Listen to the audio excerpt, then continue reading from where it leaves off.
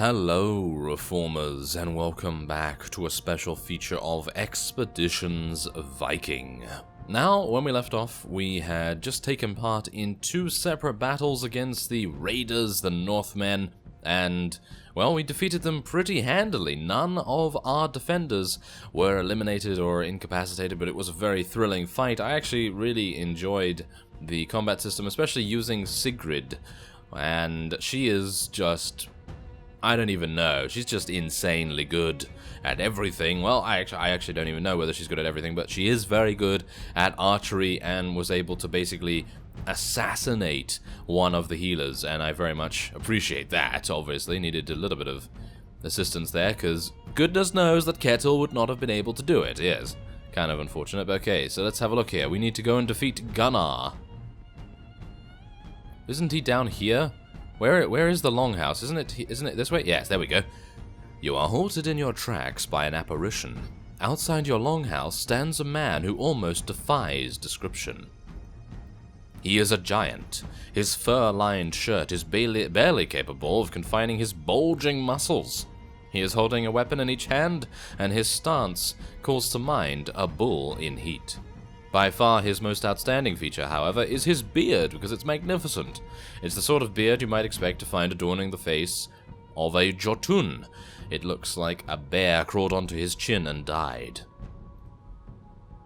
Alright, well hopefully we'll be able to sneak up on him or something. The giant's attention is not on you. Two of his raiders appear out of your longhouse, each carrying a large sack of what you must assume to be your possessions.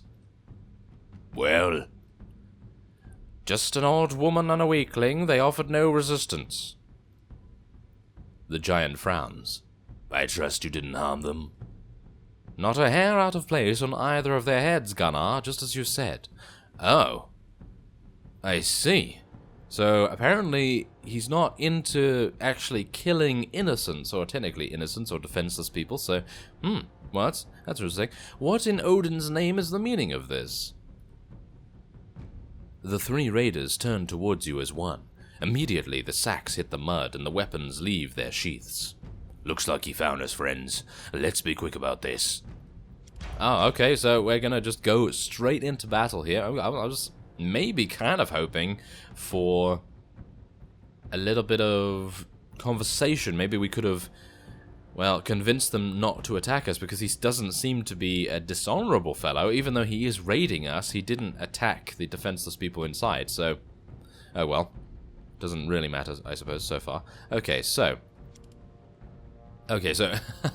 Asleaf is in a bit of a bother, isn't he? Yes, he's actually not doing very well right now. Okay, so, am I gonna go over here? I think I'm gonna go over here with Kettle and see, can I actually shoot anything? 0% chance, 0% chance, 0% chance. You are fantastic, aren't you, Kettle? Okay. Well, I guess what I'm going to do is just move him back here. And then Asleaf can at least go over here. Should I kill their archers first? I don't know. I mean, that's the thing. I mean, we could quite easily do that. But then we have the problem of this guy being very aggressive towards us, but we could do some serious damage here. Maybe it would be an idea, but obviously I'm not within range. Okay, so what we're going to do is we're going to move Asleaf up here, and we're going to use Ready, so that something that enters his combat zone will obviously take a lot of damage. So we can then move Nefja over here, and she can stab the enemy archer a little bit. They don't have a healer as far as I'm aware, so this should be relatively easy. And I'm going to be placing myself here, or where should I actually go? Because I won't be able to kill this, and I would like to be able to heal. So I'm going to just head over here, and that will be that. So let's end the turn. Okay, so this guy has now switched to using a spear, which is perfectly fine. I was expecting something like that to happen. Oh yes, and a nice 40 damage from our ready ability. Whoa, okay. Well, at least Nefja cannot be attacked by the main leader here. And we're getting flanked a little bit. Oh, okay. Okay, we might be having some issues here, aren't we? Okay, so let's have a look. What are we gonna do? Well, let's attack with Kettle first. Okay, so can't see that. Can see that guy. And obviously can see that guy, so let's have a look here. Okay, I'm gonna kill this. Or, oh, of course, of course. That's a real shame, isn't it? That is a real shame. Okay. Alright, so what can we do here? Okay, what we are gonna try to do... I blocked myself here, didn't I? Yes, I did block myself pretty badly. That was my mistake. Well, let's see. Okay, so Asleaf is certainly going to get taken out if I do not heal him. But we could kill that. Okay, so let's see what we can do. Okay, so yeah, Asleaf can do some pretty nice damage against this guy. So let's just take this out. Or not. Apparently just get blocked. No problem at all there. Okay. And yeah, so that's not very good, is it? No, that's not very good at all. Right. I suppose Asleaf is going to have to be the one that goes down here, which is really quite a shame, because technically no one should have gone down here. Or I can rely on the AI being a little bit stupid, perhaps. Okay, okay. I'll tell you what we're going to do. We're going to try and stun this guy.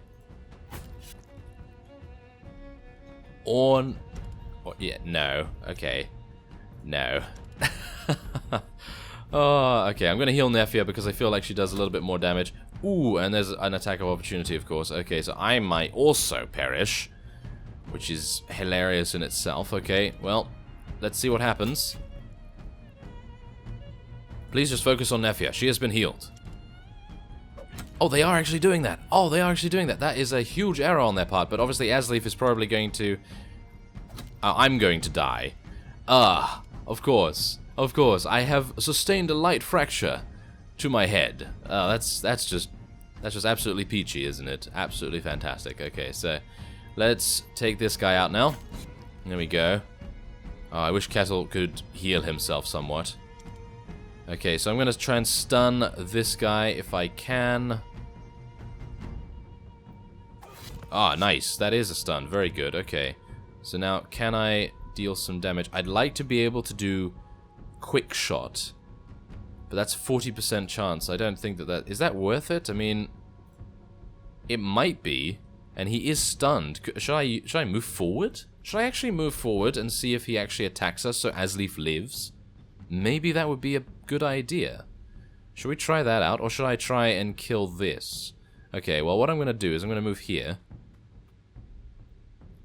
And, yeah, unfortunately we're not going to be able to kill that. But maybe we can force that character to run away or something along those lines? Maybe. Okay, let's try it out then, shall we?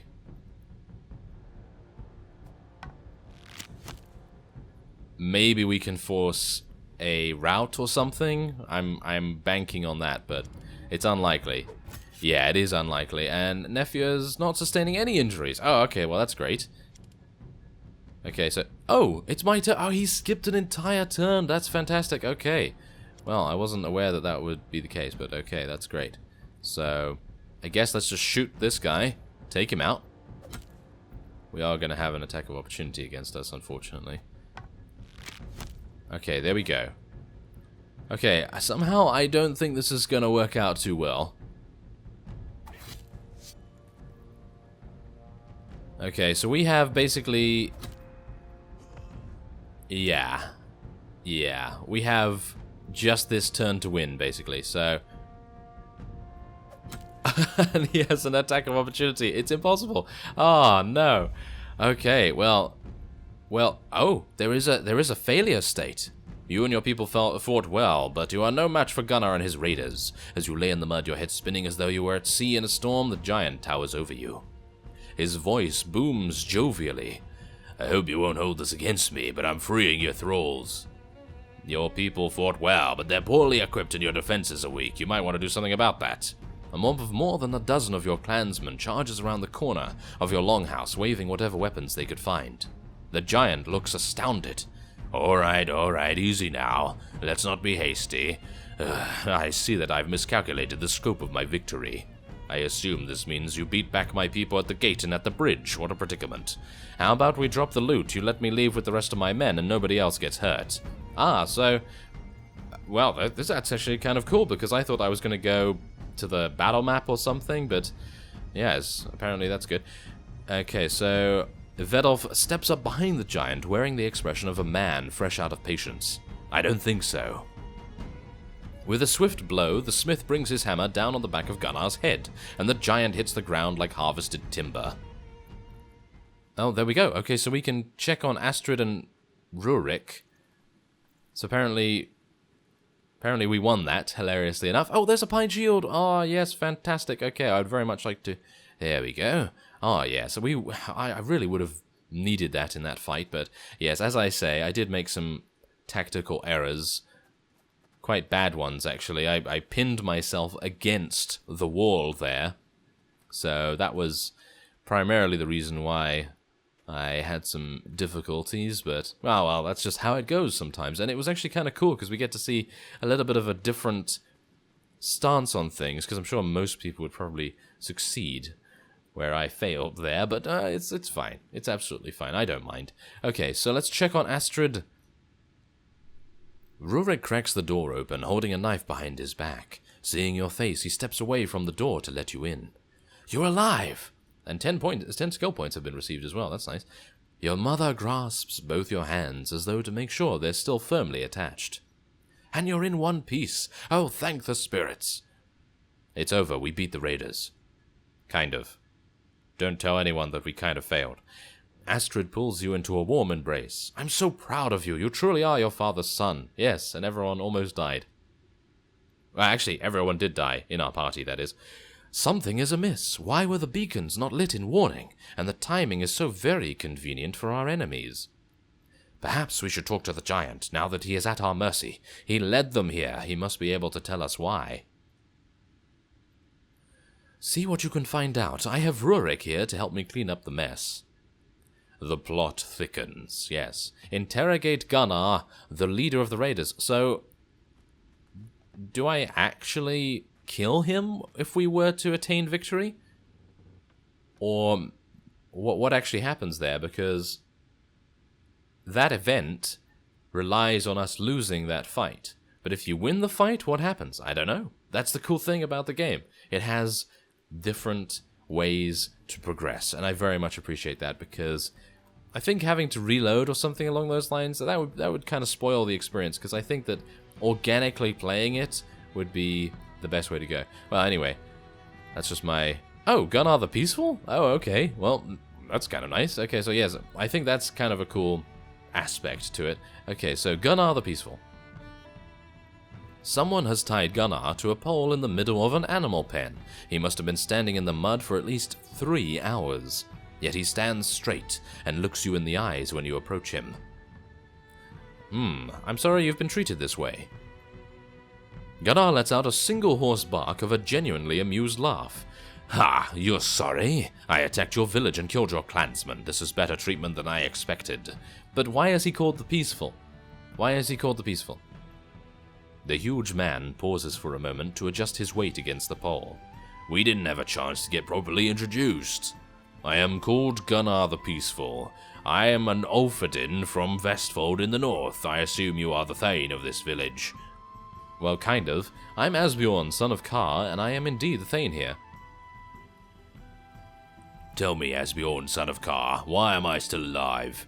What is an Ulfadin? I can offer you a way out of this, depending on how you answer my next question. Well, I don't know. Tell me why you attacked my village, or I will run you through where you stand. Ah, I see. There's a morale system in the top left. I didn't see that before, but every time you answer a question in a certain way, your peaceful followers or your conceited followers will gain or lose morale. That's actually very cool. I did not see that before, so that's nice. You would execute an unarmed prisoner? Yes, only if you force my hand. That weakens the threat somewhat, don't you think? Ah, your peaceful followers have gained morale, and your aggressive followers have lost morale. And then... yeah, well, that's cool. Okay.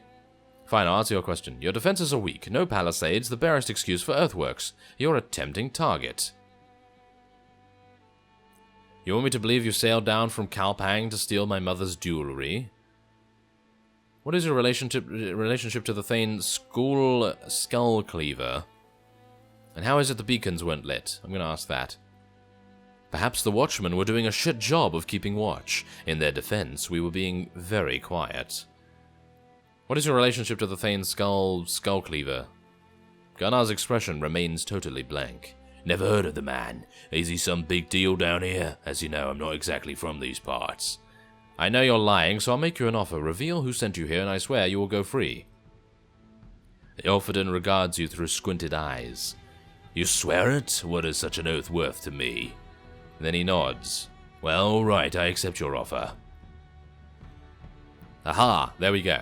I met School Skullcleaver on Orknejar, and he swore your village was a worthwhile target. Wealthier than the painted ones, and far less fierce. He was either lying or mistaken. Well, I discussed these findings. You better be telling the truth. Who are the painted ones? They're the tribes who live in the north on the isles across the sea. They're called the Picts. Aha. Their weapons are poor and their homes are primitive by our standards, but they fight fiercely and they live in harsh conditions. All in all, they're not a worthwhile target for raids, but their lands are futile, and so far... Or, futile? Fertile. And so far we've been able to keep them in check. Okay. You better be telling the truth. I'll be back when I've decided what to do next. Don't forget your oath, Thane Asbjorn. I'll be awaiting my release. Yes, that's the thing. If we are going to be releasing him, I'm not entirely sure if we will or not yet, because obviously Asbjorn is kind of a blank page in a very long book.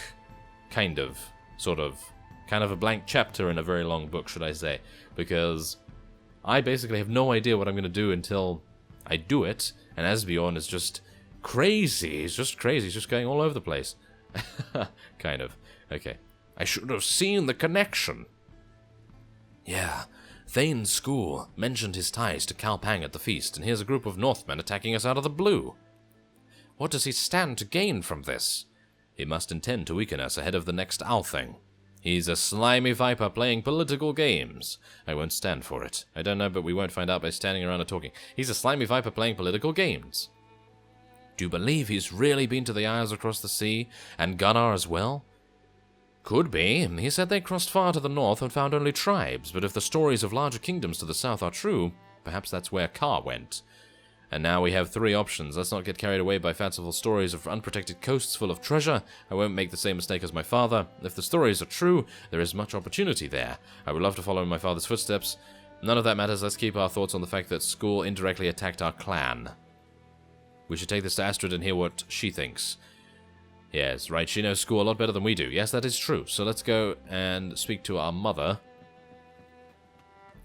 And, wait a minute, where do I go? Is it over here? Oh, no. I continually lose where I need to... Ah, it's over this way. Oh, my. Really? Okay. So, is it down here? Yes, there we go. This is the slaughter area where we were where we won that battle very easily. Yes, obviously. Did the man talk? What did you find out? School Skullcleaver's behind this. He's been working against us for months. Yes. Yes. School is the cause? Then it's worse than I thought. How? The Northmen have started settling in the Isles across the sea. School met the raiders there and convinced them we were easy pickings. And we were. This raid was our own fault. Our defenses are inadequate. Well, I was trying to actually get that going, but apparently we had other things to do at that point. We'll deal with that later. If school is acting against us, do you know what that means? Yeah, we'll find no help. School's a powerful enemy. We have no standing to defeat him. He'll try to get control of our clan from Sigurd at the next... yes, he'll try to get control. That must be his ultimate plan, yes. This gives him 3 years to weaken us further in the eyes of the king, and nobody will help us against him. As she speaks, Astrid counts on her fingers. He holds great favor with the king, so we can expect no political protection. Further, Gelling is a large territory with many fine warriors, so we can't possibly face him in battle. Third, he all but controls trade with Kalpang, a route so profitable as to rival the trade from Saxony through Ribe. We have 3 years until the next Althing. There must be something we can do. Okay, so... we cross the sea and plunder that unprotected coast. We must seek political allies. The great kingdom across the sea, with their support, we might resist these attempts to subjugate us. We need to build our own trade routes. Skull has Kalpang. We'll get the isles across the sea. Let's do that. Okay, so your altruistic followers have lost morale. Greedy and peaceful have gained, and aggressive and everything has lost. Okay, so yeah, morale also, oh yes, morale determines how much your companions listen to you. So I'm not entirely sure if that's going to affect how they fight in battle, but maybe that would be the case. But as you see, every choice has some sort of consequence. Everyone stops to consider the implications. Dark looks are exchanged, heavy with doubts and worry. But nobody appears to come up with a compelling alternative. Finally, your mother sighs. Ah, I see no other option. Your first act as Thane will be to leave your clan just like your father. Well, that's the thing, there wasn't actually any other way to go about it. Nefia rolls her eyes so hard at Asleaf you can almost hear them strain in their sockets. Do you have anything to contribute other than more complaints about Carr? Do you have any rebuttal to offer better than nuh-uh? Yes, apparently. Yes, I know you're sworn to serve Asbjorn, but if you're so afraid to leave, I'm sure you can convince your Thane to let you stay. Asleaf crosses his arms and shifts his weight impatiently. I'll follow if so ordered. In fact, I'll be glad to go. However, our duties lie here with the clan. There won't be a clan much longer if we don't do something to counter school. Think about the glory we might find across the sea, the treasure, the battles. Yes, okay, so we're not going for the glory, we're going to save the clan. I may not agree with your decision, but I respect your reasoning. I'm with you. Then we must begin to make the preparations immediately. We have 2 months until spring. You'll need a new ship and a real crew to man it. Your huscarls alone won't be enough. We'll need cargo to trade, if trade is what we're planning. Aha. We should bring trade goods, but what little wealth father left us was spent on the feast. I have an idea for that. Your peaceful followers have gained morale and your aggressive followers have lost. Okay. Nefia rubs the bridge of her nose. I'm sure I know what you're going to suggest. Remember, Idis told us about the ancient grave on Funen, where they say a king and a queen were buried with all their wealth. Aha, we're going to go grave robbing, apparently. The shield maiden smiles. I knew it. Yes, apparently. If that's true, we could sell the loot and fill the whole ship with cargo. If that story were true, the grave would have been robbed generations ago. Let's at least talk to Idis about it and ask what she thinks. It's worth looking into. It does sound whimsical, but Idis is wise and well-grounded. Talking to her wouldn't hurt. We should ask Torfin if he's up to the task of building a longship, yes. If I know Torfin at all, he's been dreaming of such a task for a long time. There are a few fighting men, and we must leave some to protect the village. Maybe we should consider asking Gunnar to join us. Are you mad? That is mad, but it might not be a bad idea. You saw him fight. We want a man like that on our side. But can we trust him? He's a brute, but if he'll swell fealty, he'll be our brute. Considering his present situation, I'm sure he can be won over. We'll give him a chance, but we need more crew than him. Oh, yes. Your open-minded followers have gained morale. Well, that's nice. You'll need at least a crew of 10 for a longship. If you'll take my advice on this, go to the market in Ribe and make your plans public. Many have heard the stories of that bountiful coast. You should find no shortage of volunteers. Then begin the preparations, my son. I'll start pulling some strings so we can learn more about school's activities and plans. I'll hate to see you leave, but I know you'll do your father proud. Your brother and I will watch over the clan in your absence. We saw where that got us. Couldn't even defend against some raiders. Why, I suppose. Oh, I'm one to talk, aren't I? Certainly. So we've gained some more skill points. We now have 15, I believe, to spend. But for now, that will be it for this episode. And next time we're going to make some preparations, I suppose. So I thank you very much for watching, and I will see you next time.